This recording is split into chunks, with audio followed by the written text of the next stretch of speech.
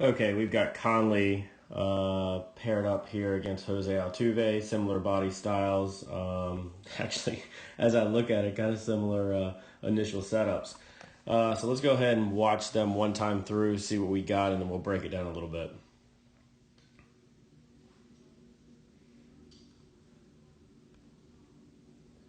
Jose's is already in slow motion, so bear with me here. Okay. Some similarities, some differences. Let's break it down here, get him back to the start, and then should be able to take Conley's from his start here. All right, so stance and load. Let's talk about the stance here. Uh, Jose stands a little closed to begin with, so that's why you might see a little bit of that back foot flared out some. Conley's actually just from his feet are closed, but his stance is actually open. So it's something that Conley and I have talked about quite a bit, but I really would like to see that back foot facing directly in front of him as opposed to being flared out. Reason being because we're trying to create all this linear force moving back towards the baseball, and it all starts from the ground up. And so if we're starting moving with anything away from the ball, it just prevents us from being able to create that force that we would like moving towards the baseball, obviously coming from out of the pitcher's hands.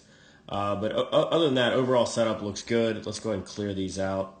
Let's watch Conley as he goes ahead into his load. Now, I'll say this. I love the athleticism. Phenomenal. Two things, though. His head starts here, and his foot starts here. I'd like to see a little advancement with the stride, and I'd like to minimize the eye movement, which obviously is related to the head movement. Let's look to see just how much of that he has. All the way down here, and then let's take it through stride foot. I'm okay with that. He ends up about in the same position of where he started, but that's completely fine. The horizontal eye movement as we stride forward is completely fine. But anytime we start having too much vertical eye movement like we just saw here, you know, if our eyes move too much, doesn't matter if we're trying to catch a fly ball, hit a baseball, come out of a pitcher's hands, whatever it is, we just want to minimize that amount of eye movement anytime we can. Otherwise, the ball, we just don't see things as clearly. So let's go ahead and take it all the way through here again. Let's see what Jose does in this case. You can see his head starts. His head started about right there. Let's see where it goes. Almost zero, other than that horizontal eye movement that we talked about, almost zero vertical eye movement. So we've got him, now that we've got him into the front foot land here, bat position of the knob is still facing the catcher's, facing down towards where the catcher would be. Okay. And then Conley, let's take him through as his front foot heel lands right there. He does do a very nice job of keeping that knob facing the catcher's feet, which would be right here. Okay. Let's backtrack just a hair on the load. He also does a good job of keeping that back hip inside of that rear foot. He stacks up the knee just a little bit, so may want to work on some drills to maintain that instep pressure here as he loads up. But as far as keeping that back hip inside of the back foot, he's doing a good job there.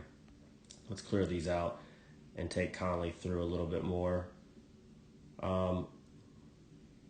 I like the extension here, no issues with that. I'm not, his arm straightens out. Everybody's arm straightens out, that bottom arm, that is, to varying degrees. He's pretty similar to Altuve, not too far off there, a little bit more bend. But what I do think we should work on, though, is you can kind of see where Altuve's bat at this point in time is a little bit more tighter to his shoulder.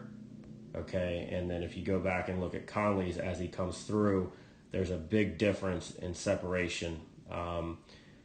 We can do a couple of drills to help keep things a little bit tighter. Bregman's a good example of this. He even exaggerates it even a little bit more. But the more we can stay tight into our body, the more powerful we're going to be. Let's see here, go through a little bit more. Conley does do a good job of starting with the lower half, though. You'll see that back knee is pinching down towards the plate ahead of his hands. So that all goes back to keeping that nice launch position. As he comes through, we always want to talk about palm up, bottom hand palm up, top hand palm up as long as we can. He does a good job with that. Through contact, nice, powerful. I think we're a little quick, and this is something that he and I have talked about quite a bit.